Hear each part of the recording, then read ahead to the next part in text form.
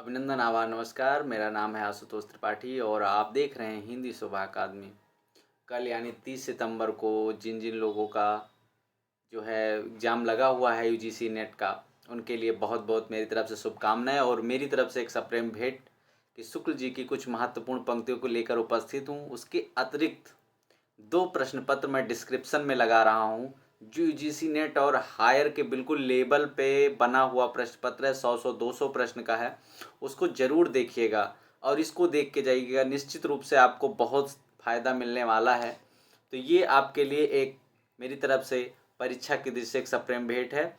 तो आइए देखना प्रारंभ करते हैं और यहाँ 2 प्रश्न पत्र जो नीचे डिस्क्रिप्शन पे लगे हैं उसको ज़रूर एक नज़र मार के जाइएगा। बहुत ही महत्वपूर्ण प्रश्न है उसमें, ठीक है।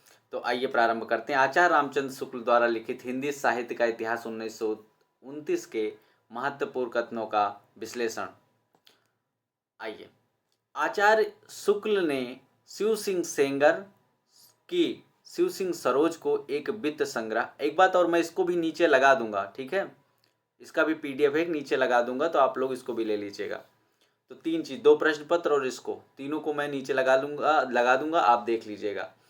आचार्य शुक्ल ने शिव सिंह सेंगर की शिव सिंह सरोज को एक वित्त संग्रह और ग्रियर्सन के modern vernacular literature of northern Hindustan को बड़ा कवित्त संग्रह व मिश्र बंधु विनोद को बड़ा भारी या प्रकांड कवित्त संग्रह कहा है। इसको तीनों को याद रखिएगा आप। पहला एक वित्त संग्रह, दूसरा बड़ा कवित्त संग्रह, तीसरा बड़ा भारी या प्रकांड कवित्त संग्रह। पहले बड़ा भारी कहते हैं, उसके बाद जब भूमिका के अंत में पहुंचते तो बड़ा प्रकांड शब्द का भी प्रयोग करते हैं। दोनों याद रखिए, बड़ा भारी या प्रकांड कवित्त संग्रह, ठीक है। चलिए आगे देखते हैं। आदिकाल के संबंध में कुछ महत्वपूर्ण तथ्य देते हैं। इन कालों की रचनाओं की विशेष प्रवृत्ति के अनुसार ही उनका नामकरण किया गया।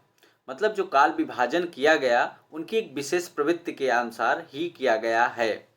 जैसे किसी का जो है रचना विशेष के माध्यम से, किसी का जो है काल विशेष के माध्यम से। इसकी चर्चा हम जब शुक्ल जी का अध्ययन करेंगे बहुत विस्तृत ढंग से, मैं शुक्ल जी को बहुत अच्छे समझाने वाला हूँ क्योंकि मेरा फेवरेट ये इतिहासकार हैं। तो हिंदी साहित्य का आदिकाल 1050 से लेकर संवत 1375 तक, अर्थात महाराज भोज के समय से लेकर हमीरदेव के समय के कुछ पीछे तक समझना चाहिए। ये बहुत प्रसिद्ध उक्ति है, आप भी परिचित हैं। यानी 1050 से 1375 शुक्ल जी ने आदिकाल का समय माना है। जब तक भाषा बोलचाल में थी तब तक वह भाषा या देश भाषा ही कहलाती रही। जब वह भी साहित्य की भाषा हो गई तब उसके लिए अभ्रंश शब्द का प्रयोग करने हुआ जाने लगा, मतलब व्यवहार होने लगा। कहने का मतलब ये है कि जो आदिकाल में जो भाषा का विकास हो रहा था उसे देश भाषा कहा जा रहा था, जब उसे केवल बोला जा रहा था। और जब साहित्य में लिखा जाने लगा, उस पर कवि लोग रचना करने लगे तो उसे अभ्रंश शब्द का व्यवहार उसके लिए होने लगा। आगे देखते हैं कि नाथ पंथ के जोगियों या योगियों की भाषा सदुक्कड़ी भाषा थी, ठीक है, ये तो आप परिचित थी। और सदुक्कड़ी भाषा किसकी थी? संतों की भी थी, यानी कबीर वगैरह की। तो सिद्धों की, अगले देखते हैं, सिद्धों की उद्धित रचनाओं की भाषा देश भाषा मिश्रित अभ्रंश या पुरानी हिंदी की भाषा है। सिद्धों की भाषा कैसी भाषा है? देश भाषा मिश्रित अभ्रंश या पुरानी हिंदी, ठीक है। आगे, सिद्धों में सराह सबसे पुराने आचार्य विक्रम संवत 690 के हैं। तो सिद्धों का समय क्या है? विक्रम के संवत 690, ठीक है। कबीर आदि संतों को नाथपंथियों से जिस प्रकार साखी और बानी शब्द मिले उसी प्रकार साखी बानी के लिए बहुत कुछ सामग्री और सदुक्कड़ी भाषा भी। मतलब जो साखियों और बानियों की रचना संतों ने की, जैसे उदाहरण के तौर पे कबीर की साखी मिलती है ना, तो उसमें सदुक्कड़ी भाषा भी है, मिली संतों को। उसके अतिरिक्त जो बहुत कुछ इन्होंने नाद और ऐसी बातें की हैं, मतलब नाथों से ही बहुत सारे लिखने के विषय भी लिए हैं, वही ये कहना चाह रहे हैं शुक्ल जी। वीर गीत के रूप में हमें सबसे पुरानी पुस्तक बीसल देव मिलती है। बीसल देव रासव किस तरह की रचना? वीर गीत है, ठीक है, और श्रृंगार रस प्रधान। बीसल देव रासों में काव्य के अर्थ में सबसे, बीसल देव के काव्य के अर्थ में, फिर से देखिए, बीसल देव रासों में काव्य के अर्थ में रसायन शब्द बार बार आया है। अतः हमारी समझ में इसी रसायन शब्द से होते होते रासो बना। यानी शुक्ल जी रसायन से रासो शब्द की उत्पत्ति की चर्चा की जाती है, उसका प्रमाण यही पंक्ति है। ठीक है, बीसल देव रासो में आए 12 से बहुतरा का स्पष्ट अर्थ है 1212 है, शुक्ल जी ये कहते हैं। ठीक है, यानी 1212 विक्रमी संवत कौन मानता है बीसल देव रासो का समय? शुक्ल जी मानते हैं। आगे देखते हैं, बीसल देव रासो के बारे में आचार्य शुक्ल ने कहा कि यह घटनात्मक काव्य नहीं वर्णात्मक काव्य, ये याद रखना है, घटनात्मक काव्य वर्णात्मक काव्य। तो बीसल देव रासो को शुक्ल जी कैसा माना है? वर्णात्मक काव्य माना है, सुपर मोस्ट में रखिए इसको। बीसल देव रासो के बारे में आचार्य शुक्ल ने कहा है कि भाषा की परीक्षा करके देखते हैं तो यह साहित्यिक नहीं है। कैसी है फिर? राजस्थानी है। यानी अगर हम इसके भाषा की परीक्षा करते हैं बीसल देव रासो के, तो इसकी भाषा कैसी है? राजस्थानी है, साहित्यिक नहीं। फिर आगे हम देखते हैं कि अभ्रंश के योग से शुद्ध राजस्थानी भाषा का जो साहित्यिक रूप था वह डिंगल कहलाता है। कहने का मतलब अभ्रंश और शुद्ध राजस्थानी का जो रूप है, मिक्स है, मिश्रित रूप है, वो डिंगल है। डिंगल मतलब इसलिए पूछा भी जाता है डिंगल किन किन भाषाओं से मिलकर बना है, तो हमें देखना है अभ्रंश प्लस शुद्ध राजस्थानी बराबर डिंगल। आइए, चंद्रबरदाई के बारे में आचार्य शुक्ल ने लिखा है, कहा है कि ये हिंदी के प्रथम महाकवि माने जाते हैं और इनका पृथ्वीराज रासो हिंदी का प्रथम महाकाव्य। शुक्ल जी कह रहे हैं ये पृथ्वीराज रासो के बारे में, चंद्रबरदाई के बारे में। आगे देखते हैं कि पृथ्वीराज रासो के बारे में आचार्य शुक्ल ने कहा कि भाषा की कसौटी पर यदि ग्रंथ को कसते हैं तो और भी निराश होना पड़ता है, क्योंकि वह बिल्कुल बेठिकाने हैं, उसमें व्याकरण आदि की कोई व्यवस्था नहीं है। ठीक है, इसमें 68 प्रकार के छंदों का प्रयोग किया गया है पृथ्वीराज रासो में और 69 सर्ग हैं, खंड। आगे, विद्यापति के पद अधिकतर श्रृंगार के ही हैं, जिनमें नायिका और नायक राधा कृष्ण हैं। ठीक है, आगे देखते हैं कि विद्यापति को कृष्ण भक्तों की परंपरा में ना समझना चाहिए। ये पंक्ति सीधे रखी रहती हूँ, किसने कहा पूछा जाता, शुक्ल जी ने कहा। मोटे हिसाब से वीर गाथा काल महाराज हम्मीर के समय तक ही समझना चाहिए। ये कौन कह रहा है? शुक्ल जी कह रहे हैं। ये बात आप जानते हैं, मुंज से लेकर हम्मीर देव के समय तक जो है शुक्ल जी मानते हैं। आगे देखते हैं कि यदि एक कवि ही हिंदी को प्रौढ़ साहित्यिक भाषा सिद्ध करने के लिए काफी है, यह एक कवि कौन? तुलसीदास के बारे में कह रहे हैं। आगे, आचार्य शुक्ल के अनुसार सिद्धों की उद्धृत रचनाओं की भाषा मिश्रित अभ्रंश या पुरानी हिंदी की काव्य भाषा है। आचार्य शुक्ल ने कहा कि सिद्धों की जो उद्धृत रचनाएं हैं उसकी काव्य भाषा कैसी है? तो उसकी भाषा अभ्रंश या पुरानी हिंदी है। ठीक है, पुरानी हिंदी इन्होंने कहा अभ्रंश को। ये बात पूछा जाता है कि अभ्रंश को पुरानी हिंदी किसने कहा, तो इन्होंने कहा। और भी कई हैं लेकिन शुक्ल जी ने भी कहा। अच्छा, इस कहानी के द्वारा कवि ने प्रेम मार्ग के त्याग और कष्ट का निरूपण करके साधक के भागवत यानी भगवत प्रेम का स्वरूप दिखाया।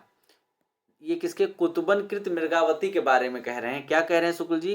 कि इस कहानी के द्वारा कवि ने प्रेम मार्ग के त्याग और कष्ट का निरूपण करके साधक के भगवत प्रेम का स्वरूप दिखाया है। ठीक है, प्रेम मार्ग का त्याग, कष्ट का निरूपण, दो बात याद कर लीजिए कि कुतुबन की मृगावती के बारे में शुक्ल जी कह रहे हैं कि इसमें प्रेम के त्याग और कष्ट के निरूपण की बात की है। ठीक है, आचार्य रामचंद्र शुक्ल के अनुसार मलिक मोहम्मद जैसी गुरु कौन थे? शेख मुहिदी या मुहिउद्दीन।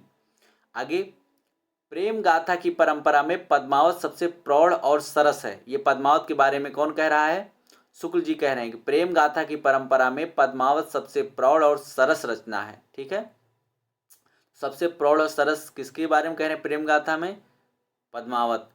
यही प्रेम मार्गी सूफी कवियों की प्रचुरता की समाप्ति समझनी चाहिए। यानी शेख नबी के बारे में कहते हैं कि शेख नबी से प्रेम मार्ग सूफी कवियों की प्रचुरता को समाप्त समझना चाहिए। ठीक है, आगे देखते हैं। सूफी आख्यान काव्यों की अखंडित परंपरा की यही समाप्ति मानी जा सकती है। यानी सूफी आख्यान की जो परंपरा की बात है उसका समाप्ति कहाँ से मान रहे हैं शुक्ल जी? तो वो मान रहे हैं, देखो दो बात यहाँ समझने की है। पहले ये कि प्रेम मार्गी जो सूफी कवियों की प्रचुरता है, मतलब अधिकता जब मिलते थे, वो बात शेख नबी को बोल रहे हैं कि वहाँ से समाप्त मानिए। और जो सूफी आख्यानी रचनाओं की बात है वो परंपरा तो अनुराग बासरी से समाप्त मान रही है। दोनों बात कभी नूर मोहम्मद नहीं मान रहे हैं, कभी को मान रहे हैं शेख नबी जो प्रचुरता की समाप्ति मान रहे हैं, और रचना मान रहे हैं अनुराग बासरी। ठीक है, आगे देखते हैं। नूर मोहम्मद को हिंदी भाषा में कविता करने के कारण जगह जगह इसका सबूत देना पड़ा है कि वे इस्लाम के पक्के अनुयायी हैं। ये बात पूछा जा सकता है, किस कवि को इस बात बार बार इस बात का सबूत देना पड़ा कि वो इस्लाम के पक्के अनुयायी हैं? तो नूर मोहम्मद ने। एक बात, दूसरी बात, यह पंक्ति किसने कही है? तो शुक्ल जी की है। आगे, इस परंपरा में मुसलमान कब हुए हैं? केवल एक हिंदू मिला है। आचार्य शुक्ल ने किसकी तरफ इशारा किया है? सूरदास की तरफ। किस परंपरा में? ये बात हो रही सूफी की। ठीक है, आगे, ईश्वर इस परंपरा में मुसलमान कब हुए, मतलब सूफी की बात हो रही है। यहाँ थोड़ा सा स्पष्ट नहीं है, लेकिन मैं बता रहा हूँ। इस परंपरा में मुसलमान कब हुए हैं? केवल एक हिंदू मिला है। वो किसके बाद ये पंक्ति अगर रखी रही? कौन? सूरदास। दो तरह से ये पंक्ति किसकी है, कौन ऐसा है? सूरदास। सूरदास सूफी में रचना करते हैं ना।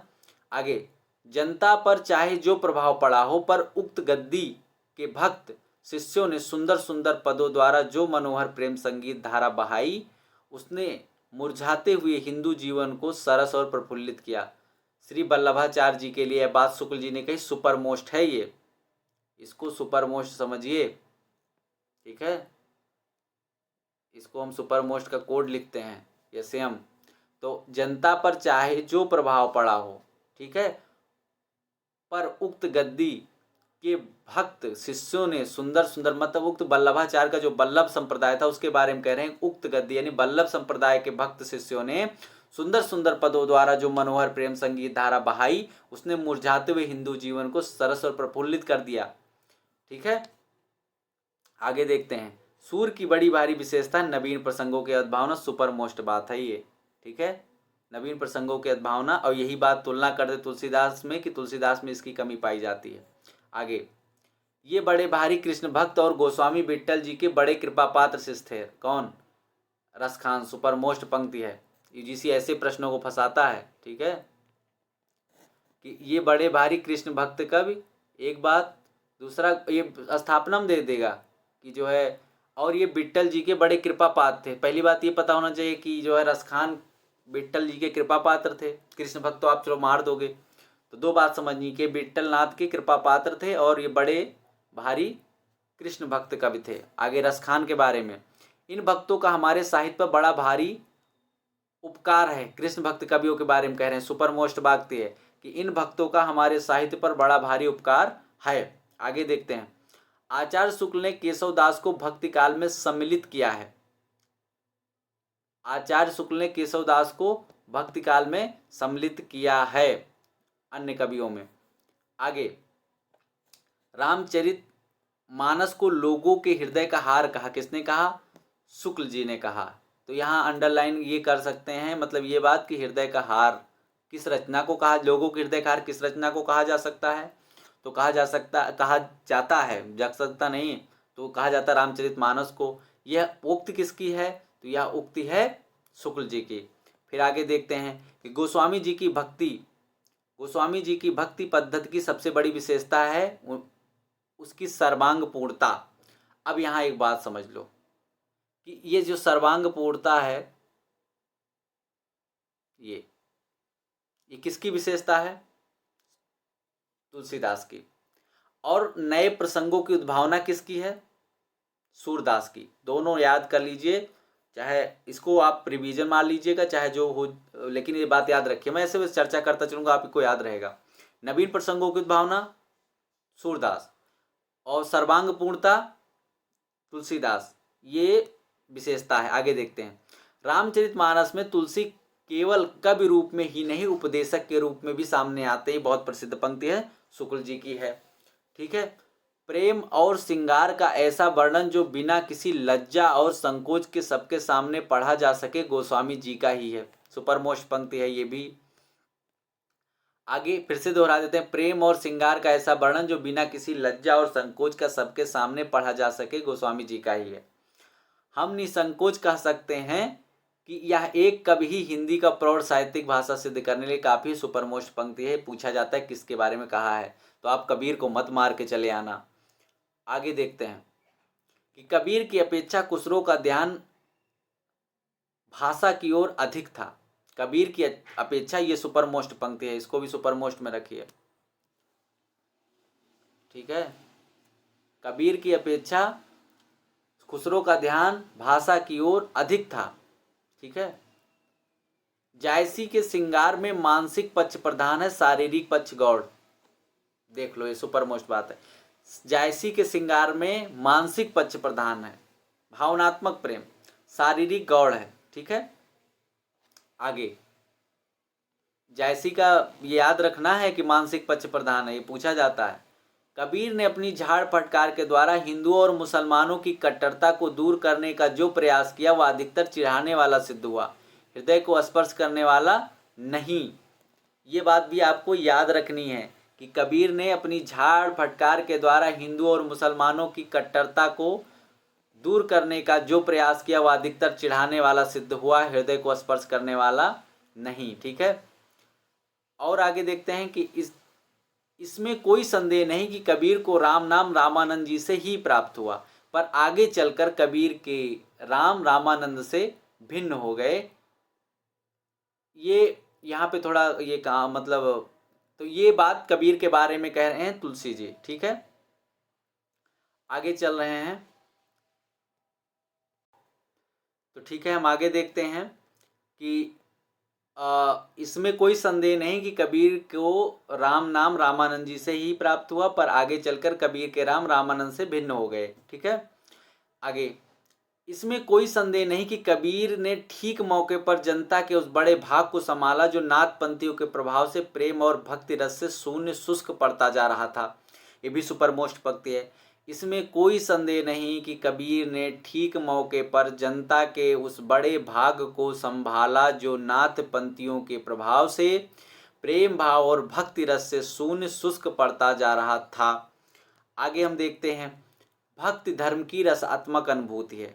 ठीक है, करुणा सेंत का सौदा नहीं है। करुणा जो है मतलब फ्री का सौदा नहीं, सेंत का मतलब फ्री। तो करुणा जो करुण भाव है वो फ्री का सौदा नहीं है। प्रकृति के नाना रूपों के साथ केशव के हृदय का सामंजस्य कुछ भी ना था। यानी यही बात कहते हैं कि प्रकृति के नाना रूपों के साथ मतलब प्रकृति वर्णन में केशव के हृदय का सामंजस्य कुछ भी ना था, यानी समझ नहीं थी। इसीलिए शुक्ल जी ने कहा कि केशव को कभी हृदय नहीं मिला था। ठीक है, आगे विरुद्धों का सामंजस्य कर्म क्षेत्र का सौंदर्य है। ये शुक्ल जी की बहुत मोस्ट पंक्ति है, इसको भी रखिए। विरुद्धों का सामंजस्य कर्म क्षेत्र का सौंदर्य है। आगे यद्यपि यह छोटा है पर इसकी रचना बहुत सरस, हृदय गाहिणी और कवि की भावुकता का परिचय देती है। ये सुदामा चरित के बारे में लिख रहे हैं। ठीक है, किसके बारे में? नरोत्तम कृत सुदामा चरित के बारे में। आगे हम देखते हैं कि सूरदास के बारे में कि वात्सल्य के क्षेत्र में जितना अधिक उद्घाटन सूर ने अपनी बंद आंखों से किया इतना किसी और कवि ने नहीं। इन क्षेत्रों का तो वे कोना कोना झांकाए। तो ये किसकी बात है? सूरदास के बारे में बात हो रही। शुक्ल जी कह रहे हैं कि वात्सल्य के क्षेत्र में जितना अधिक उद्घाटन का क्या मतलब? नवीन प्रसंगों की उद्भावना। शुक्ल जी एक ही बात को कई ढंग से कहते थे। तो अधिक उद्घाटन का मतलब नवीन प्रसंगों की उद्भावना, तो अभी पीछे पढ़ाए हैं। तो सूर ने अपनी बंद आंखों से किया इतना किसी और कवि ने नहीं। इन क्षेत्रों में तो वे कोना कोना झांकाए। और तुलसी जी की क्या विशेषता थी? सर्वांग निरूपण। ठीक है, आगे रीतिकाल के बारे में कुछ महत्वपूर्ण बातें देखते हैं। इसी में कुछ मिक्स है, देखते रहिए। सब शुक्ल जी के है। परीक्षा के दृष्टि से इससे मोस्ट कुछ नहीं आपके लिए, बात जान लीजिए। यूजीसी नेट में ऐसे पंक्तियां रखी रहती हैं, 40-40, 50-50 प्रश्न आ जाते हैं। बहुत लंबा भी नहीं रहेगा, बहुत जल्दी जल्दी मैं देखने का प्रयास कर रहा हूँ कि हिंदी रीति ग्रंथों की परंपरा चिंतामणि त्रिपाठी से चली। इसको सुपर मोस्ट में रखिए। पूछा जाता, सीधा पंक्ति रखी जाती कि शुक्ल जी ने रीति परंपरा का प्रारंभ कहाँ से माना? तो चिंतामणि से माना। अतः रीतिकाल का आरंभ उन्हीं से मानना चाहिए। तो ये बात दो तरीके से, पंक्ति किसकी है? चिंतामणि से प्रारंभ कौन मानता है रीतिकाल की? तो शुक्ल जी मानते हैं। ठीक है, सौंदर्य की वस्तुगत सत्ता होती है, इसलिए शुद्ध सौंदर्य नाम की कोई चीज नहीं है। सौंदर्य की वस्तुगत सत्ता होती है, सौंदर्य की वस्तुगत सत्ता होती है, इसलिए शुद्ध सौंदर्य नाम की कोई चीज नहीं होती। ठीक है, ये शुक्ल जी की पंक्ति है। यह सूचित करने की आवश्यकता नहीं है कि ना तो सूर का अवधि पर अधिकार था, न जायसी का ब्रज भाषा पर। यह भी सुपर मोस्ट पंक्ति है। धर्म का प्रवाह कर्म, ज्ञान और भक्ति इन तीनों धाराओं में चलता है। इन तीनों के सामंजस्य से धर्म अपनी पूर्ण सजीव दशा में रहता है, किसी एक के भी अभाव में यह विकलांग रहता है। ठीक है, तो ये याद रखिए कि धर्म का प्रभाव कर्म, ज्ञान और भक्ति तीनों धाराओं में कौन मानता है? शुक्ल जी मानते हैं। और धर्म का प्रभाव किन तीन क्षेत्रों में चलता है? कर्म, ज्ञान और भक्ति। तीन देके चौथा एक और विकल्प दे देंगे तो आप फिर फंस जाएंगे। तो कर्म, ज्ञान और भक्ति याद रखिए। और आगे, इनकी भाषा ललित और सानुप्रास होती थी। चिंतामणि के बारे में, इनकी भाषा कैसी होती थी? ललित और सानुप्रास। ठीक है, ये आस्था, इसको जरूर याद रखिए। चिंतामणि के बारे में ऐसे शुक्ल जी की पंक्ति लिखी रहेगी, इनकी भाषा ललित और सानुप्रास होती थी। भाषा चलती होने पर भी अनुप्रास युक्त होती थी। ठीक है, ये किसके बारे में है? बेनी के बारे में है। ठीक है, अच्छा देखो यहाँ ललित और सानुप्रास किसके बारे में कह रहे हैं? चिंतामणि के बारे में कह रहे हैं। भाषा चलती होने पर अनुप्रास युक्त किसके बारे में कह रहे हैं? बेनी के बारे में कह रहे हैं। ठीक है, आगे देखते हैं। इस ग्रंथ को इन्होंने वास्तव में आचार्य के रूप में लिखा है, कवि के रूप में नहीं। तो ये महाराज जसवंत सिंह के ग्रंथ भाषा भूषण के बारे में लिख रहे हैं कि इस ग्रंथ को इन्होंने वास्तव में आचार्य के रूप में लिखा है, कवि के रूप में नहीं लिखा। आगे देखते हैं। महाराज जसवंत सिंह की रचना भाषा भूषण, यानी आचार्यत्व तो उनको मिला इसमें। इसका एक एक दोहा हिंदी साहित्य में एक रत्न माना जाता है, तो बताने की जरूरत नहीं है। बिहारी रत्नाकर के बारे में और बिहारी सत्सई के बारे में। रत्नाकर तो जगन्नाथ दास रत्नाकर की सबसे प्रसिद्ध प्रमाणित टीका मानी जाती है। इसमें तो रस के ऐसे छींटे पड़ते हैं जिनसे हृदय कलिका थोड़ी देर के लिए खिल उठती है। किसके बारे में? ये बात बहुत सुपर मोस्ट में डालिए इसको, ये बात सुपर मोस्ट में डालिए। ठीक है, इसमें तो रस के ऐसे छींटे पड़ते हैं जिनसे हृदय कलिका थोड़ी देर के लिए खिल उठती हैं। बिहारी और बिहारी सत्सई के बारे में। आगे, जिस काव्य में कल्पना की समाहार शक्ति के साथ भाषा की समाहार शक्ति जितनी अधिक होगी उतनी ही वह मुक्तक की रचना में सफल होगा। ये सुपर मोस्ट पंक्ति किसके बारे में है?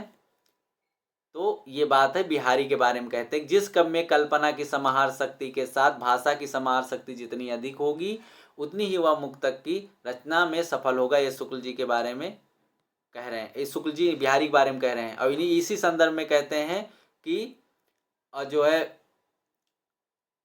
बिहारी की भाषा चलती होने पर भी साहित्यिक है। ठीक है, बिहारी की भाषा कैसी है? चलती होने पर भी साहित्यिक है। आगे, और इसी पंक्ति में कहते हैं कि प्रबंध एक वनस्थली है, तो जो है मुक्तक एक चुना हुआ गुलदस्ता है। ठीक है, तो ये भी बात ये कहते हैं। आगे, कविता उनकी सिंगारी है पर प्रेम की उच्च भूमि पर नहीं पहुंची, नीचे ही रह गई। किसकी? बिहारी की। कविता उनकी सिंगारी है पर प्रेम की उच्च भूमि पर नहीं पहुंची, नीचे ही रह गई। बहुत अच्छी पंक्ति है। भाषा इनकी बड़ी स्वाभाविक, चलती और व्यंजनापूर्ण होती थी। किसकी? मंडन की। तो भाषा इनकी बड़ी स्वाभाविक, चलती और व्यंजनापूर्ण होती थी। किसकी होती थी? मंडन की। इनका सच्चा कवि हृदय था। अच्छा, किसको कवि हृदय नहीं मिला था? केशव को। और किसका कवि हृदय था सच्चा कवि हृदय? मतीराम को। ठीक है, तो इनका सच्चा कवि हृदय था। रिलेट कीजिए, केशव को नहीं है सच्चा कवि हृदय, और किसको है? मतीराम को। ठीक है, आगे, रीतिकाल के प्रतिनिधि कवियों में पद्माकर को छोड़ और किसी कवि में मतीराम किसी चलती भाषा और सरल व्यंजना नहीं मिलती। रीतिकाल के प्रतिनिधि कवियों में पद्माकर को छोड़, मतलब पद्माकर को अगर छोड़ दिया जाए तो किसी और कवि में मतीराम किसी चलती भाषा और सरल व्यंजना नहीं मिलती। आगे भूषण के बारे में देखते हैं कि इनके प्रति भक्ति और सम्मान की प्रतिष्ठा हिंदू जनता के हृदय में उस समय भी थी और आगे भी बराबर बनी रही या बढ़ती गई। तो हिंदू जनता की बात भूषण के बारे में कह रहे हैं। ठीक है, इनके प्रति भक्ति और सम्मान की प्रतिष्ठा हिंदू जनता के हृदय में उस समय भी थी और आगे भी बराबर बनी रही। भूषण के आगे देखते हैं कि भूषण के वीर रस के उद्गार सारी जनता के हृदय की संपत्ति हुए। सुपर मोस्ट पंक्ति पूछा भी जा चुका है। इनके वीर रस के उद्गार सारी जनता के हृदय के संपत्ति हुई है। ठीक है, आगे, जिनकी रचना को जनता का हृदय स्वीकार करेगा, उस कवि की कीर्ति तब तक बराबर बनी रहेगी जब तक स्वीकृत बनी रहेगी, स्वीकृति बनी रहेगी। ठीक है, जिसकी रचना को जनता का हृदय स्वीकार करेगा, उस कवि की कीर्ति तब तक बराबर बनी रहेगी जब तक स्वीकृति बनी रहेगी। मतलब उस जनता को तब तक स्वीकार करेगा जब तक उस रचना की स्वीकृति बनी रहेगी, यही कहने का मतलब। शिवाजी और छत्रसाल की वीरता का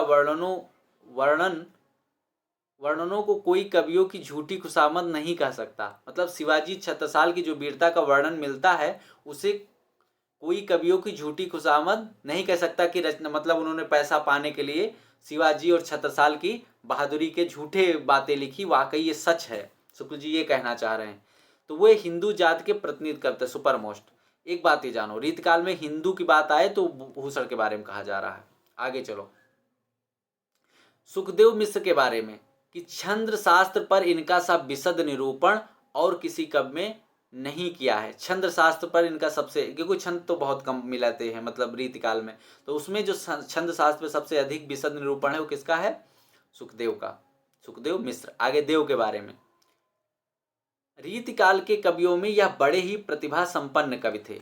रीतिकाल के कवियों में सबसे बड़े ही प्रतिभा संपन्न कवि थे। बात कौन कह रहा है? शुक्ल जी कह रहे हैं। सबसे बड़ा प्रतिभा संपन्न किसे कह रहे हैं? वो कह रहे हैं देव के बारे में। आगे, ये आचार्य और कवि दोनों रूप में हमारे सामने आते हैं, सुपर मोस्ट। देखो कि कोई आचार्य शुक्ल जी कह रहे हैं, किसी को कह रहे हैं जो है कि वो कवि है, उसे आचार्य हृदय नहीं मिला तो वो आचार्य नहीं था, उसे कवि हृदय नहीं मिला। इनको कह रहे हैं दोनों रूप हमारे सामने आते हैं। ठीक है, आगे किसके बारे में कह रहे हैं? देव के बारे में। फिर कवित्व शक्ति और मौलिकता, कवित्व की शक्ति, कविता करने की क्षमता और मौलिकता, यानी स्वयं से लिखना, नकल नहीं करना, किसी चीज को चुराना नहीं, देव में खूब थी। पर उनके सम्यक स्फुरण में उनकी रुचि विशेषता प्राय बाधक हुई। ठीक है, मतलब उनके सम्यक स्फुरण में, मतलब रचना करने में उनकी रुचि विशेषता प्राय बाधक बनी रही, उनकी रुचि। ठीक है, आगे, रीतकाल के कवियों में बड़े ही प्रगल्भ और प्रतिभा संपन्न कवि थे, इसमें संदेह नहीं। प्रगल्भ और प्रतिभा संपन्न किसके बारे में कह रहे हैं? तो देव के बारे में। प्रतिभा संपन्न किसके बारे में कह रहे? देखो, प्रतिभा संपन्न की बात यहाँ आ रही, यहाँ भी आ रही, तो आपको प्रतिभा संपन्न कौन? देव प्रतिभा, देव प्रतिभा, देव प्रतिभा संपन्न, देव प्रतिभा संपन्न, बड़े ही पारी प्रतिभा संपन्न, देव प्रतिभा संपन्न। आचार्य कवि दोनों रूपों में, किसको? देव, देव भाई आचार्य कवि दोनों क्षमताएं अधिक थी ना, इस तरह से समझ लो। आगे श्रीपति के बारे में, श्रीपति ने काव्य के सब अंगों का निरूपण विशद रीति से किया है। तो सभी अंगों का निरूपण किसने किया? विशद रीति से, इतने इंपॉर्टेंट नहीं। आगे, भिखारी दास के बारे में, इनकी रचना कला पक्ष में संयत और भाव पक्ष में रंजन कारणी है। ठीक है, कला पक्ष में तो बहुत सीमित है, संयत का मतलब सीमित, लेकिन भाव पक्ष में रंजन कारणी मतलब सुंदर है, रंजित हो रही। आगे पद्माकर के बारे में देखते हैं कि ऐसा सर्वप्रिय कवि इस काल में के भीतर बिहारी को छोड़ दूसरा नहीं हुआ। अभी मतिराम की बात हो रही थी, तो पद्माकर को छोड़ मतिराम के जैसा कोई नहीं हुआ। और आगे यहाँ ऐसा कह रहे हैं कि सर्वप्रिय कवि इस काल में भीतर, भाषा के बारे में वहाँ बोले थे। ठीक है, यहाँ कह रहे हैं कि सर्वप्रिय के बाद, तो बिहारी के बाद पद्माकर सबसे प्रिय कवि हुए, ये मतलब जनता में प्रिय कवि हुए, तो दूसरा कवि नहीं। इनकी रचना की रमणीयता ही इस सर्वप्रियता का एकमात्र कारण है। ठीक है, फिर आगे ग्वाल कवि के बारे में है कि रीतिकाल की सनक इनमें इतनी अधिक थी कि इन्हें यमुना लहरी नामक देव स्तुति में भी नवरस और षट ऋतु सुझाई पड़ी। कितनी अच्छी मतलब व्यंग लिखे शुक्ल जी ग्वाल कवि के बारे में कि रीतिकाल की सनक इनमें इतनी अधिक थी कि इन्हें यमुना लहरी नामक देव स्तुति में भी नवरस और षड ऋतु सुझाई पड़ी। षड ऋतुओं का वर्णन इन्होंने विस्तृत किया है, पर वही सिंगारी उद्दीपन के ढंग पर। षड ऋतुओं का वर्णन इन्होंने विस्तृत किया है, पर वही सिंगारी उद्दीपन के ढंग पर। षड ऋतु इन्होंने अच्छा लिखा, किसने? ग्वाल ने। ठीक है, आगे, ग्वाल कवि ने देशाटन अच्छा किया था, पर उन्हें भिन्न भिन्न प्रांतों की बोलियों का अच्छा ज्ञान हो गया। ये बात सुपर मोस्ट है, मतलब देशाटन करने में रीतकालों में सुपर मोस्ट है, ये तेज थे। ठीक है, आगे घनानंद। आचार्य शुक्ल ने घनानंद को साक्षात रसमूर्ति कहा है। भैया सुपर मोस्ट इसको कर लीजिए। साक्षात रसमूर्ति किसे कहा? तो घनानंद को कहा। आगे, प्रेम मार्ग का ऐसा प्रवीण और वीर पथिक तथा जाम्बादानी का दावा कर रखने वाला ब्रज भाषा का दूसरा कवि नहीं हुआ। ये किसके बारे में कह रहे हैं? तो ऐसा कह रहे हैं जो है शुक्ल जी, किसके बारे में कह रहे हैं? तो प्रेम मार्ग का ऐसा प्रवीण और वीर पथिक तथा जाम्बादानी का दावा रखने वाला ब्रज भाषा का दूसरा कवि नहीं हुआ। तो वो कह रहे हैं घनानंद के बारे में। और घनानंद को और क्या कहा? साक्षात रसमूर्ति का। साक्षात रसमूर्ति तो सुपर मोस्ट है, इतना जान लीजिए। भाषा के लक्षक एवं व्यंजक बल की सीमा कहाँ तक है, इनकी पूरी परख इन्हीं को थी। यानी इनकी जो शब्द शक्ति थी उस पर बहुत अच्छी पकड़ थी। ठीक है। आगे, बोधा। आचार्य शुक्ल के अनुसार बोधा एक रसिक कवि थे। रीतिकाल का आरंभिक और चिंतामणि, ये इनके मतलब रीतिकाल के आरंभ और चिंतामणि के बारे में कि हिंदू रीति ग्रंथों की अखंड परंपरा एवं रीति का आरंभ आचार्य शुक्ल चिंतामणि से मानते हैं। वहाँ पे इसको चिंतामणि में ऐड करना था, इसे लिखते चले गए, बाद में छूट गया था ये, तो इसको फिर बाद में मैं ऐड कर लूँगा। और शुक्ल ने प्रथम आचार्य चिंतामणि को माना, ये तो बाद हम ऊपर चर्चा कराएं। केशव को कठिन काव्य का प्रेत शुक्ल ने इनकी क्लिष्टता के कारण कहा। कठिन काव्य का प्रेत कभी हृदय नहीं मिला, दो बात याद कर लीजिए इनके बारे में। आगे, आलोचना का कार्य है किसी साहित्यिक रचना की अच्छी तरह परीक्षा करके उसके रूप गुण और अर्थव्यवस्था का निर्धारण करना। आलोचना का कार्य है किसी साहित्यिक रचना की अच्छी तरह परीक्षा करके उसके रूप गुण और अर्थव्यवस्था का निर्धारण करना। आगे, रीति ग्रंथों की बदौलत रसदृष्टि पर सीमित हो जाने से उसके संयोजक विषयों में से कुछ तो उद्दीपन में डाल दिए गए और कुछ भाव क्षेत्र से निकाले जाकर अलंकार के खाते में हाँक दिए गए। हमारे यहाँ के कवियों को रीति ग्रंथों ने जैसा चारों ओर से जकड़ा वैसा और कहीं के कवियों को नहीं। इन ग्रंथों के कारण उनकी दृष्टि संकुचित हो गई। लक्षणों की कवायद पूरी करके वे अपनी कर्तव्य की समाप्ति मानने लगे। वे इस बात को भूल चले कि किसी वर्णन का उद्देश्य श्रोता के हृदय पर प्रभाव डालना होता है। ये इन्हीं के बारे में लिख रहे हैं। ठीक है, केशव के बारे में। केशव को कब हृदय नहीं मिला था, उनमें वह सहृदयता और भावुकता भी ना थी जो एक कवि में होनी चाहिए। ठीक है, तो हमें क्या मिला? एक तो ये केशव को कब हृदय नहीं मिला था, और एक कठिन काव्य का प्रेत हम दिखाएं। ये देखिए, कठिन काव्य का प्रेत। तो हमें दो बात समझनी है, एक तो कठिन काव्य का प्रेत और एक हमें समझनी है कभी हृदय नहीं मिला था। ठीक है, केशव को क्या नहीं मिला था? कभी हृदय। आगे हम देखते हैं कि उनमें वह सहृदयता और भावुकता भी ना थी जो एक कवि में होनी चाहिए। प्रबंध काव्य रचना के योग्य ना तो केशव में अनुभूति ही थी न शक्ति। वे वर्णन के लिए करते थे, ना कि प्रसंग या अवसर की अपेक्षा से। केशव की रचना को सबसे अधिक विकृत और रुचिकर करने वाली वस्तु अलंकारिक चमत्कार की प्रवृत्ति, मतलब बहुत ज़्यादा अलंकार का प्रयोग करते थे और अलंकारवादी हैं ही केशव, जिसके कारण ना तो भावों की प्रकृति व्यंजना के लिए जगह बचती है, ना सच्चे हृदयग्राही वस्तु वर्णन के लिए। ठीक है, यानी किसकी रचना में भावों की प्रकृति, अभी बताए ना कि प्रकृति व्यंजना इनमें नहीं थी, प्रकृति का स्वरूप मतलब प्रकृति वर्णन, तो भावों की प्रकृति व्यंजना के लिए जगह बचती है, ना सच्चे हृदयग्राही वर्णन के लिए, मतलब हृदय से वस्तु वर्णन भी नहीं कर पाते। आधुनिक काल का देखते हैं कि विलक्षण बात यह है कि आधुनिक गद्य साहित्य की परंपरा का प्रवर्तन नाटक से हुआ। विलक्षण बात यह है कि ये प्रश्न पूछा जा चुका है यूजीसी में, सीधा सीधा ये पंक्ति रखी थी कि आधुनिक गद्य साहित्य की परंपरा का प्रवर्तन कहाँ से हुआ? नाटक से। रामचंद्र शुक्ल ने लिखा कि इस वेदना को लेकर उन्होंने हृदय की ऐसी अनुभूतियां सामने रखी जो लोकोत्तर है।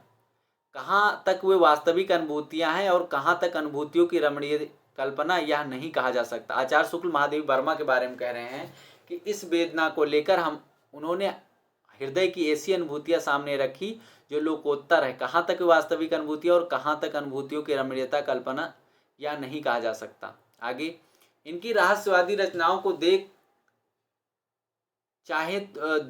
चाहें तो यह कहें कि इनकी मधुवर्षा के मानस प्रसार के लिए रहस्यवाद का पर्दा मिल गया। अथवा यूं कहें कि इनकी सारी प्रणयानुभूति ससीम पर से कूदकर असीम पर जा रही थी। ये प्रसाद के बारे में कह रहे हैं। फिर से देख लेते हैं, क्योंकि थोड़ा सा इनकी रहस्यवादी रचनाओं को देखना चाहें तो यह कहें कि इनकी मधुवर्षा के मानस प्रसार के लिए रहस्यवाद का पर्दा मिल गया, अथवा यूं कहें कि इनकी सारी प्रणयानुभूत ससीम पर से कूदकर असीम पर जा रही। भारतेंद्र ने जिस प्रकार हिंदी गद्य की भाषा का परिष्कार किया, उसी प्रकार काव्य की ब्रज भाषा का भी। भारतेंद्र ने जिस प्रकार हिंदी गद्य की भाषा का परिष्कार किया, उसी प्रकार काव्य की ब्रज भाषा का। ये भी सुपर मोस्ट पंक्ति है। आगे, काव्य की पूर्ण अनुभूति के लिए कल्पना का व्यवहार कवि और श्रोता दोनों के लिए अनिवार्य है। काव्य की पूर्ण अनुभूति मतलब पूर्ण भावता लेने के लिए कोई बात, तो समझने के लिए मैं घुल जाऊं उसी में, दर्शक बन जाऊं और अच्छे से समझूं किसी कथानक को, किसी कथा को, किसी रचना को, तो उसके लिए शुक्ल जी कह रहे हैं काव्य की पूर्ण अनुभूति कल्पना का व्यवहार और कवि और श्रोता दोनों के लिए, मतलब कल्पना का व्यवहार समझे वो। ठीक है। आगे, बैर क्रोध का आचार या मुरब्बा है। बैर मतलब दुश्मनी। ठीक है। आगे, काव्यानुभूत की जटिलता चित्त वृत्तियों की ये बात बैर क्रोध का आचार मुरब्बा है। शुक्ल जी की ऐसे पंक्तियां रखी रहती, पूछा जाता है किसकी है, तो इसको याद रखिए। काव्यानुभूत की जटिलता चित्त वृत्तियों की संख्या पर निर्भर करती है, बल्कि समवादी विषमवादी वृत्तियों के द्वंद्व पर आधारित है। ठीक है, ये शुक्ल जी कह रहे हैं। आधुनिक काल में गद्य का आविर्भाव सबसे प्रधान घटना है। ये शुक्ल जी की पंक्ति है। ठीक है। करुणा दुखात्मक वर्ग में आने वाला मनोविकार है, मतलब करुणा उत्पन्न हो रही यानी दुख से संबंधित चीजें हैं वो। इस करुणा कलित हृदय में विकल और अग्नि बसती है। ये किसकी पंक्ति है? प्रसाद की। कहां से है? आंसू से। नाद सौंदर्य से कविता की आयु बढ़ती है। नाद सौंदर्य से, ठीक है, कविता की आयु बढ़ती है। राम प्रसाद निरंजनी के बारे में देखते हैं कि अब तक पाई गई पुस्तकों में भाषा योग वशिष्ठ ही सबसे पुरानी है, जिसमें गद्य अपने परिष्कृत रूप में दिखाई पड़ता है। अब तक पाई गई पुस्तकों में भाषा योग वशिष्ठ ही सबसे पुरानी है और जिसमें गद्य अपने परिष्कृत रूप में दिखाई पड़ता है। तो हमें भाषा योग वशिष्ठ, शुक्ल जी सबसे पुरानी रचना किसे गद्य में मानते हैं? भाषा योग वशिष्ठ को। ठीक है। आगे, भाषा योग वशिष्ठ को परमार्जित गद्य की प्रथम पुस्तक और राम प्रसाद निरंजनी को प्रथम प्रौढ़ गद्य लेखक मान सकते हैं। ठीक है। आगे, जिस प्रकार से अपनी अरबी फारसी मिली हिंदी को ही उर्दू कहते थे, उसी प्रकार संस्कृत मिली हिंदी को भाखा। कौन? इंशाअल्लाह खां। जिस प्रकार वे अपनी अरबी फारसी मिली हिंदी को ही उर्दू कहते थे, उसी प्रकार संस्कृत मिली हिंदी को भाखा कहते थे। आगे, आरंभिक काल के चारों लेखकों में हिंसा की भाषा सबसे चटकीली, मटकीली और मुहावरेदार। ये बात पूछी जाती है, सबसे चटकीली मटकीली किसकी है? इंशाअल्लाह। आगे, अपनी कहानी का आरंभ ही उन्होंने इस ढंग से किया जैसे लखनऊ के भाड़ घोड़ा कुदाते हुए महफिल में आते हैं। बहुत बड़ा व्यंग है ये शुक्ल जी का इंशाअल्लाह खां के बारे में। तो अपनी कहानी का आरंभ ही इन्होंने इस ढंग से किया है कि जैसे लखनऊ के भाड़ घोड़ा कुदाते हुए महफिल में आते हैं। सुपर मोस्ट पंक्ति है। आगे, राजा लक्ष्मण सिंह, असली हिंदी का नमूना लेकर उस समय राजा लक्ष्मण सिंह ही आगे बढ़े। ठीक है, ये शुक्ल जी कह रहे हैं। इससे भी बड़ा काम उन्होंने यह किया कि साहित्य को नवीन मार्ग दिखाया और वे उसे शिक्षित जनता को साहचर्य में ले गए। इससे भी बड़ा काम उन्होंने किया, एक तो नमूना जो हिंदी का नमूना लेकर चले वो तो किए, इससे भी बड़ा काम उन्होंने यह किया कि साहित्य को नवीन मार्ग दिखाया और वह उसे शिक्षित जनता के साहचर्य में ले चले, यानी पाठ्यक्रमों के लिए और पढ़ने के लिए रचनाएं किए और लोगों को प्रेरित किए। आगे देखते हैं, प्रेमघन में पुरानी परंपरा का निर्वहन अधिक दिखाई पड़ता है। प्रेमघन में पुरानी परंपरा का निर्वाह क्या दिखाई अधिक दिखाई पड़ता है। यहाँ पुरानी परंपरा से मतलब भाषा से है, तो प्रेमघन के बारे में शुक्ल जी कह रहे हैं। ठीक है, प्रेमघन की पुरानी परंपरा का निर्वाह अधिक दिखाई पड़ता है भाषा से। प्रेमघन की भाषा पुरानी परंपरा पर है। विलक्षण बात यह है कि आधुनिक गद्य साहित्य की परंपरा का प्रवर्तक नाटकों से हुआ। ये तो हम पढ़ ही आए हैं, बताइए आए हैं। अंग्रेजी ढंग का मौलिक उपन्यास पहले पहले हिंदी में लाला श्रीनिवास दास का परीक्षा गुरु निकला। कब समय है? 1882 में। सिलेबस में भी है। ठीक है। आगे श्रीनिवास दास की परीक्षा गुरु के बारे में कह रहे हैं। आगे भारतेंदु के बारे में देखते हैं। भारतीय हरिश्चंद्र का प्रभाव भाषा और साहित्य दोनों पर गहरा पड़ा। उन्होंने जिस प्रकार गद्य की भाषा को परिमार्जित करके उसे बहुत चलता, मधुर और स्वच्छ रूप दिया, उसी प्रकार हिंदी साहित्य को भी नए मार्ग पर लाकर खड़ा कर दिया। ये बात किसके बारे में कह रहे हैं? शुक्ल जी के बारे, उसके हरिश्चंद्र के बारे में शुक्ल जी कह रहे हैं कि हिंदी साहित्य को भी नए मार्ग पर लाकर खड़ा कर दिया। किसने खड़ा कर दिया? हरिश्चंद्र ने। हरिश्चंद्र की भाषा को हरिश्चंद्री हिंदी कहा है शुक्ल जी ने। हरिश्चंद्र की भाषा कैसी? हरिश्चंद्री हिंदी। आगे वे सिद्ध बाड़ी के अत्यंत सरल हृदय कवि थे। ठीक है, कौन? वे सिद्ध बाड़ी के अत्यंत सरल हृदय कवि थे। कौन था? शुक्ल जी। प्राचीन और नवीन का ही सुंदर सामंजस्य भारतेंदु की कला का विशेष माधुर्य है। प्राचीन और नवीन का ही सुंदर सामंजस्य भारतेंदु की कला का विशेष माधुर्य है। कौन कह रहा है? शुक्ल जी। आगे अपनी सर्वतोन्मुखी प्रतिभा के बल से एक ओर तो वो पद्माकर द्रुजदेव की परंपरा में दिखाई पड़ते हैं, दूसरी ओर बंग देश के माइकेल और हेमचंद की श्रेणी में। ठीक है, आगे हम देखते हैं कि श्रीयुत पंडित महावीर प्रसाद द्विवेदी ने पहल विस्तृत आलोचना का रास्ता निकाला। ओके, आगे उपन्यासकार। आलस्य का जैसा त्याग उपन्यासकारों में देखा गया है वैसा और किसी वर्ग के हिंदी लेखकों में नहीं। आलस्य का जैसा त्याग, बहुत अच्छी पंक्ति है आने के लिए।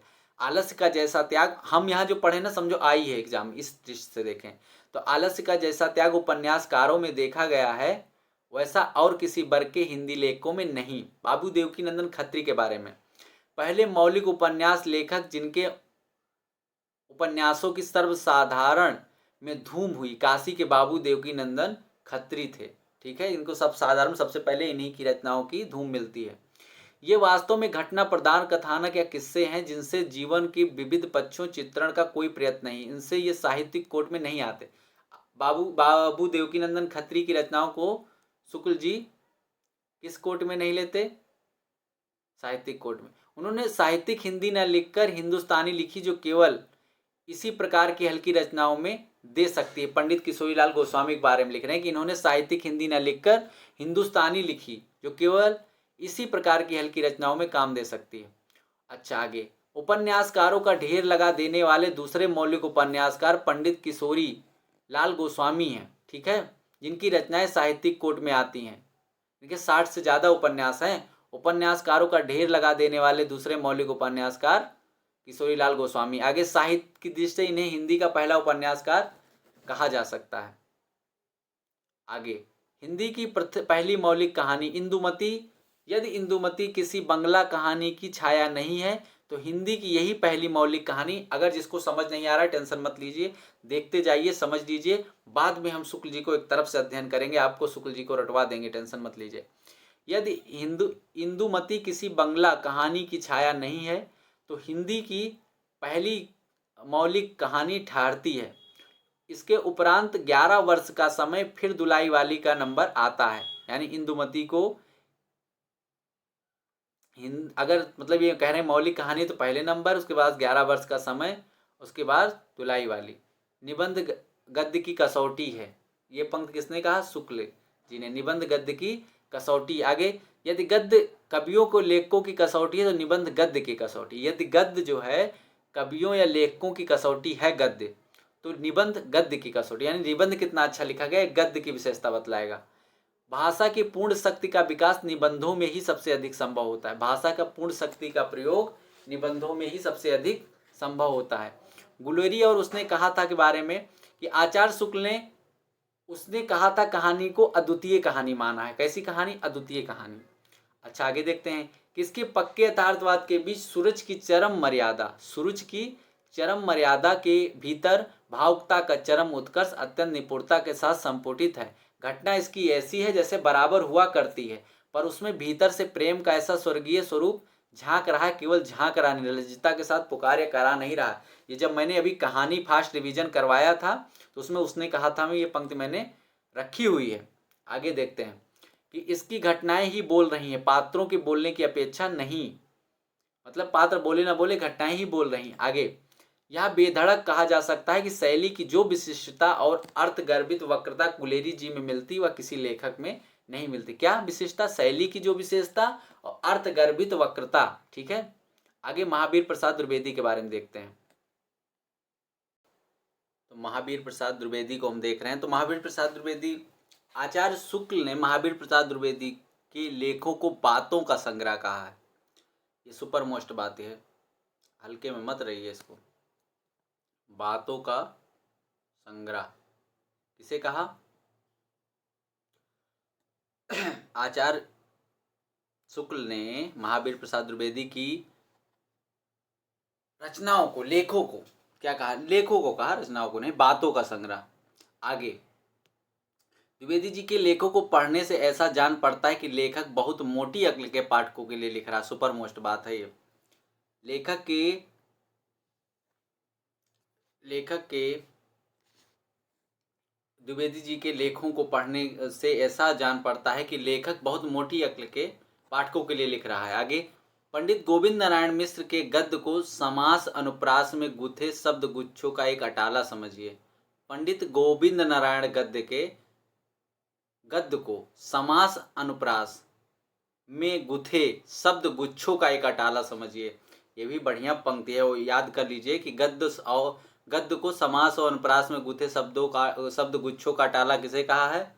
तो उसे कहा है गोविंद नारायण मिश्र के गद्य को। किसने कहा है? शुक्ल जी ने। आगे, उनके यानी पंडित जगन्नाथ प्रसाद चतुर्वेदी, ठीक है, के अधिकांश लेख भाषण मात्र हैं, अस्थायी विषयों पर लिखे हुए निबंध नहीं।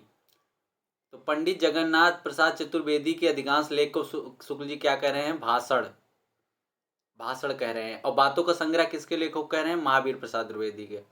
आगे, इन पुस्तकों, महावीर प्रसाद द्विवेदी की आलोचनात्मक पुस्तकों के बारे में कह रहे हैं कि इन पुस्तकों को एक मोहल्ले में फैली बातों से दूसरे मोहल्ले वालों को कुछ परिचित कराने के प्रयत्न के रूप में समझना चाहिए, स्वतंत्र समालोचना के रूप में नहीं। कितना बढ़िया व्यंग है कि एक मोहल्ले से दूसरे मोहल्ले में बात पहुंचाने वाली बातें का मतलब एक परिचित कराने का प्रयत्न समझना, प्रयास की इन्होंने क्या किया कि इस मोहल्ले की बात उस मोहल्ले में पहुंचाई। शुक्ल जी ने किस पे का लिखा है? महावीर प्रसाद द्विवेदी पर। आगे, यद्यप द्विवेदी जी ने हिंदी के बड़े बड़े कवियों को लेकर गंभीर साहित्यिक समीक्षा का अस्थायी साहित्य नहीं प्रस्तुत किया, पर नई निकली पुस्तकों की भाषा आदि की खरी आलोचना करके हिंदी साहित्य का बड़ा भारी उपकार किया। सुपर मोस्ट लाइन है। हिंदी साहित्य पर बड़ा भारी उपकार किस तरह की रचना? उसके नई निकली पुस्तकों की भाषा आदि की खरी आलोचना करके। ये नई निकली पुस्तकों की भाषा आदि की खरी आलोचना करके हिंदी साहित्य का बड़ा भारी उपकार किया।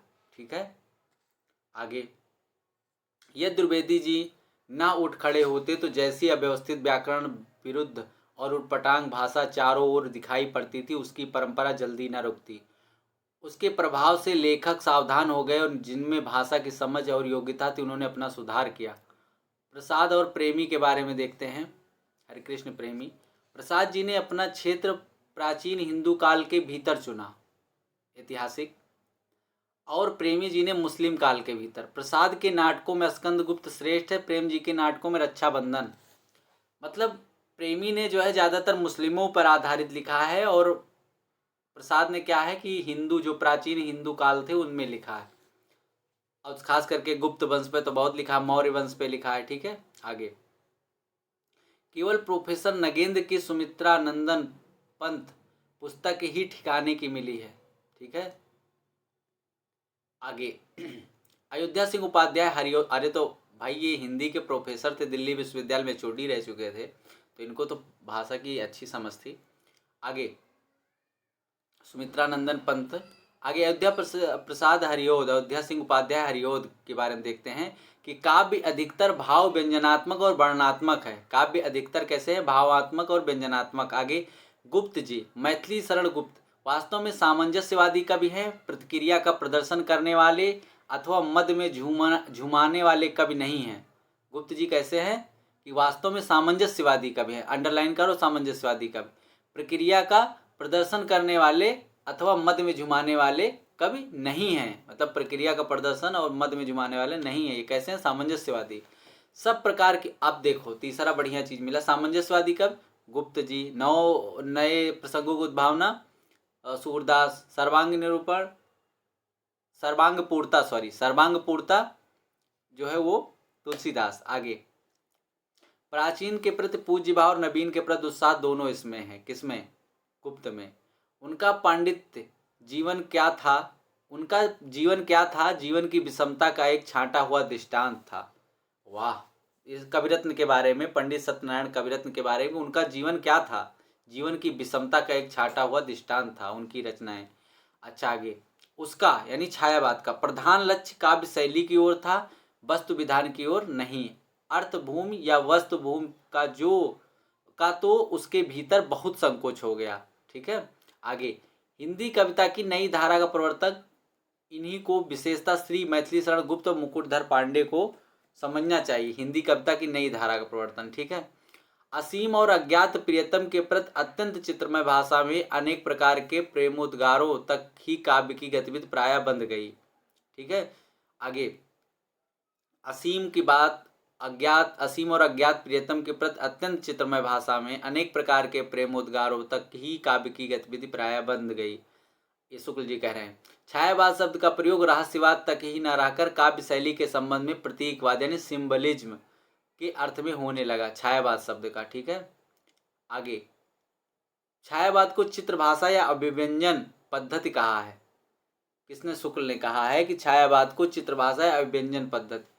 आगे, छायावाद शब्द का प्रयोग दो अर्थों में समझना है, एक तो रहस्यवाद के अर्थ में जहां उसका संबंध काव्य वस्तु से होता है, अर्थात जहां कवि उस अनंत और अज्ञात प्रियतम को आलंबन बनाकर अत्यंत चित्रमयी भाषा में प्रेम की अनेक प्रकार की व्यंजना करता है। छायावाद शब्द का दूसरा प्रयोग काव्य शैली की पद्धति में विशेष की व्यापक अर्थ में, एक तो छायावाद का अर्थ सही एक से समझिए, काव्य शैली के अर्थ में, दूसरा रहस्यवाद के संबंध में। आगे, छायावाद का सामान्यतः अर्थ हुआ प्रस्तुत के स्थान पर उसकी व्यंजना करने वाली छाया के रूप में प्रस्तुत का कथन, छायावाद का सामान्य अर्थ है। आगे क्या है कि व्यंजना करने वाली छाया के रूप में प्रस्तुत का कथन, प्रस्तुत के स्थान पर। आगे, छायावाद का केवल पहला अर्थात मूल अर्थ लिखकर तो हिंदी काव्य क्षेत्र में चलने वाली सुश्री महादेवी वर्मा ही हैं। पंत प्रसाद निराला इत्यादि और सब कवि प्रतीक पद्धति या चित्र भाषा शैली की दृष्टि से ही छायावादी कहलाए, लेकिन शुद्ध छायावादी, मूल छायावादी तो वो है, ये पूछा भी जाता है कौन मूल छायावादी, तो महादेवी वर्मा शुक्ल जी हुआ ने। अन्योक्ति पद्धति का आलंबन भी छायावाद का एक विशेष लक्षण रहा है। अन्योक्ति पद्धति का आलंबन, छायावाद का चलन द्विवेदी काल की रूखी इत्यात्मा की प्रतिक्रिया के रूप में है। सुपरमोस्ट पंक्ति, छायावाद का उदय कैसे हुआ कि द्विवेदी युग की रूखी इत्यात्मकता के कारण। आगे, लाक्षणिक और व्यंजनात्मक पद्धति का प्रगल्भ और प्रचुर विकास छायावाद की काव्य शैली की असली विशेषता है। लाक्षणिक और व्यंजनात्मक पद्धति का प्रगल्भ और प्रचुर विकास छायावाद की काव्य शैली की असली विशेषता है। आगे, छायावाद की प्रवृत्ति अधिकतर प्रेम गीतात्मक है, सही बात है, छायावाद की प्रवृत्ति अधिकतर प्रेम गीतात्मक है। आगे, शुक्ल जी जयशंकर प्रसाद के आंसू को सिंगारी विप्रलंभ कहते हैं। ठीक है, क्या कहा है, सिंगारी विप्रलंभ, किसको कहा है, आंसू को। ठीक है, आगे, हिंदी के पुराने कवियों को समालोचना के लिए सामने लाकर मिश्र बंधु ने बेशक बड़ा जरूरी काम किया। हिंदी के पुराने कवियों को समालोचना के लिए सामने लाकर मिश्र बंधु ने बेशक बड़ा जरूरी काम किया। उनकी बातें समालोचना कही जा सकती हैं या नहीं, या दूसरी बात है, मतलब प्रयास अच्छा किया, शुक्ल जी का कहने का मतलब। आगे, आचार्य रामचंद्र शुक्ल हिंदी के गौरव थे। समीक्षा क्षेत्र में उनका कोई प्रतिद्वंदी न उनके जीवन काल में था, न अब कोई उनके समकक्ष आलोचक है। ये शुक्ल जी के बारे में बहुत बढ़िया पंक्ति हजारी जी की कि आचार्य, और सबसे ज्यादा बात किसने काटी है, शुक्ल जी की, हजारी ने काटी। क्या कि आचार्य रामचंद्र शुक्ल ने हिंदी के गौरव थे। समीक्षा क्षेत्र में उनका कोई प्रतिद्वंदी ना उनके जीवन काल में था, ना अब कोई उनके समकक्ष आलोचक है। आचार्य शब्द ऐसे ही कर्ता साहित्यकारों के योग्य है। क्या बात है, कितनी बढ़िया पंक्ति शुक्ल जी के बारे में लिखा है। आगे, भारतीय काव्य आलोचन शास्त्र का इतना गंभीर और स्वतंत्र विचारक हिंदी में जो तो दूसरा हुआ ही नहीं, अन्य जगह भी भारतीय भाषाओं में भी हुआ है या नहीं, ठीक नहीं कह सकते, शायद नहीं हुआ है। यह हजारी प्रसाद द्विवेदी किसके बारे में कह रहे हैं, शुक्ल जी के बारे में। आज तक की हिंदी समीक्षा में शुक्ल जी आधार स्तंभ है। कौन कह रहा है? भगवत स्वरूप मिश्र कह रहे हैं।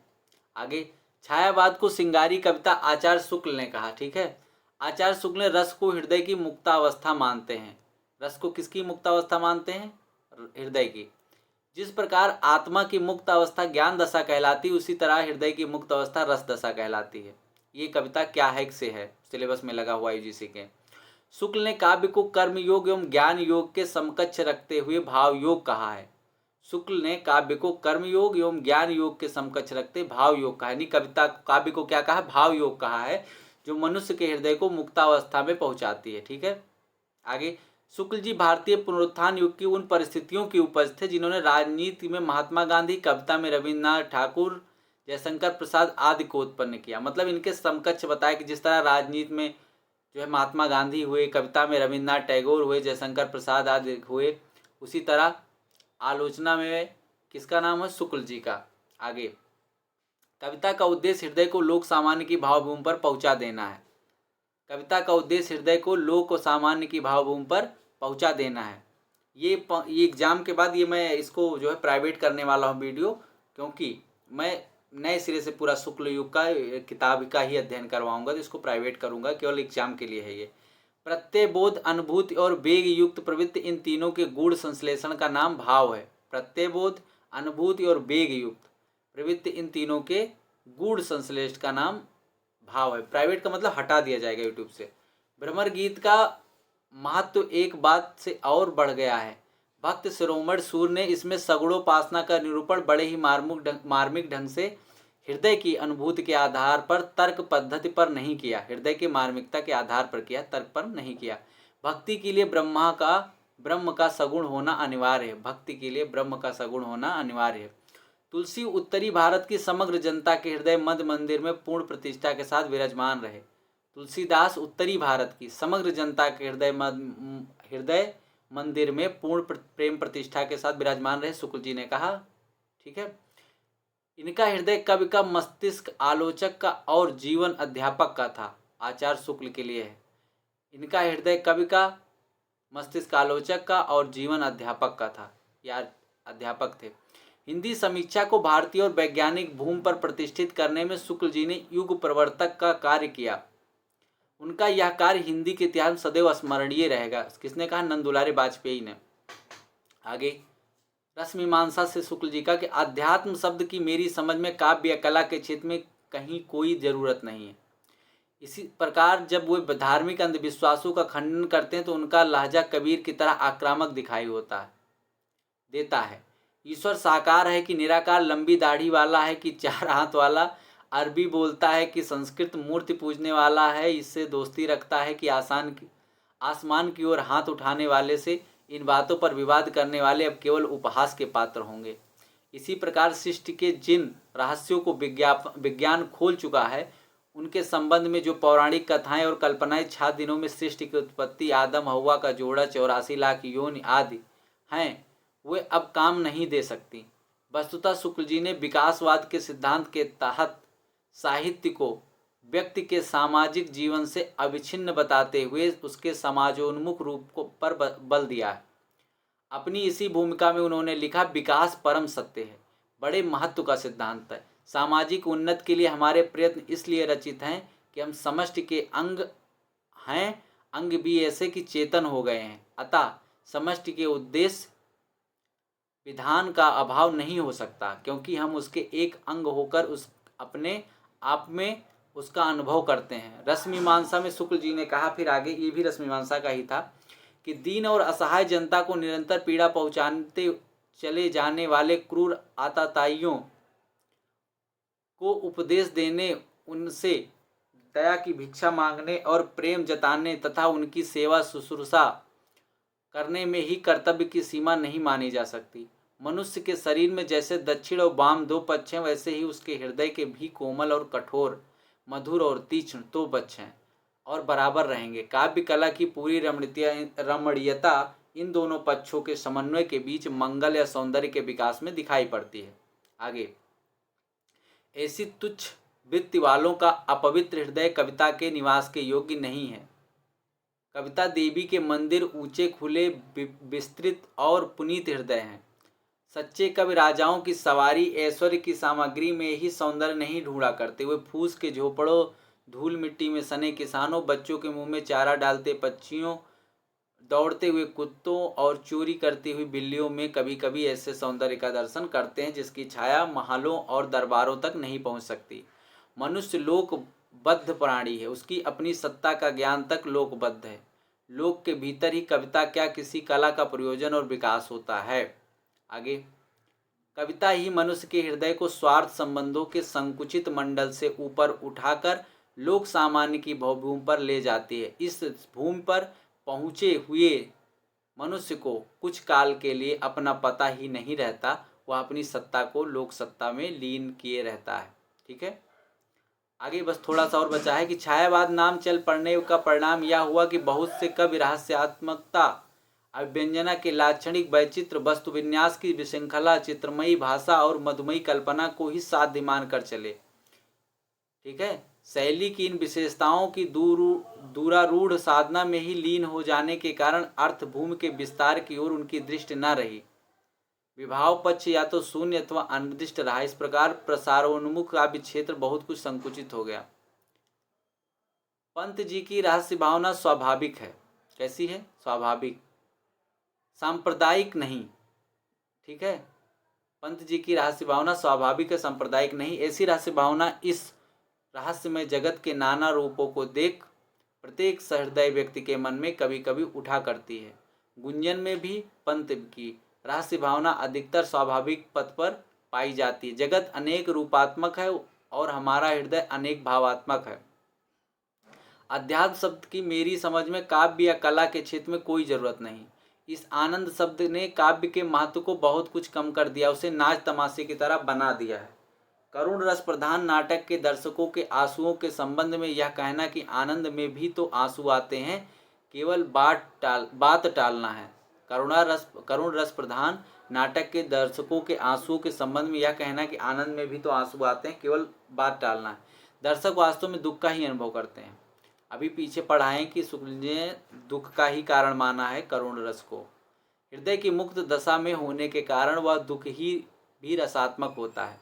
आगे, जैसे वीर कर्म से पृथक वीर तत्व कोई पदार्थ नहीं, वैसे ही सुंदर वस्तु से अलग सौंदर्य कोई पदार्थ नहीं है। ठीक है, सौंदर्य ना तो मात्र चेतना में होता है और ना ही सिर्फ वस्तु में, दोनों के संबंध से ही सौंदर्य अनुभूति होती है। ठीक है, आगे हम देखते हैं। विफलता में भी एक निराला विषण सौंदर्य होता है। विफलता में भी एक निराला विषण सौंदर्य होता है। आगे, रामविलास शर्मा ने सही का लिखा है कि प्राचीन साहित्य शास्त्री अस्थायी भावों को रस रूप में प्रकट करके साहित्यिक प्रक्रिया का अंत निष्क्रियता में कर देते हैं। शुक्ल जी ने भाव की मौलिक व्याख्या करके निष्क्रिय रस निष्पत्ति की जड़ काट दी। शुक्ल जी के बारे में बहुत महत्वपूर्ण पंक्ति फिर से मैं पढ़ दे रहा हूँ कि प्राचीन साहित्य शास्त्री अस्थायी भाव को रस रूप में प्रकट करके साहित्यिक प्रक्रिया का अंत निष्क्रियता से कर रहे देते थे।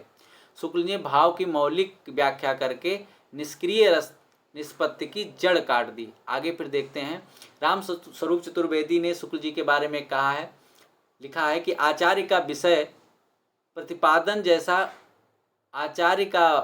प्रतिपादन जैसा गुरु गंभीर है, उसके बीच उनका सूक्ष्म व्यंग और तीव्र तथा पैना हो गया है।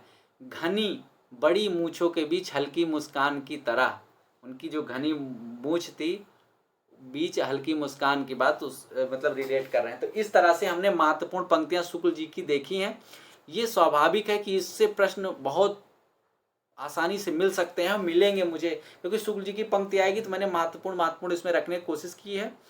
अगली बार हम प्रयास करेंगे कि इसमें शुक्ल जी के सारे महत्वपूर्ण कथनों को ही करवाया जाए, और मैं पूरा पुस्तक का अध्ययन और किताब करवाऊंगा और महत्वपूर्ण पंक्तियां अलग से करवाऊंगा, इसके लिए वचनबद्ध हूँ।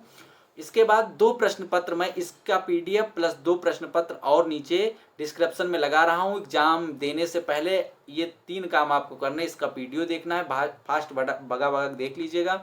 दूसरा, आप दोनों PDF एक नज़र में, उसके सामने ही मैंने उत्तर ले रखा है, बहुत आपको मेहनत नहीं करनी है। प्रश्न पढ़िए, उत्तर देखिए, उसका सामने उसके उत्तर रखा है। अगर कोई जो है ऐसा विकल्प है, जैसे किसी रचनाकार 3 रचनाएं, चौथी किसकी है, तो चौथा का मैंने विकल्प के नीचे नाम लिख रखा है।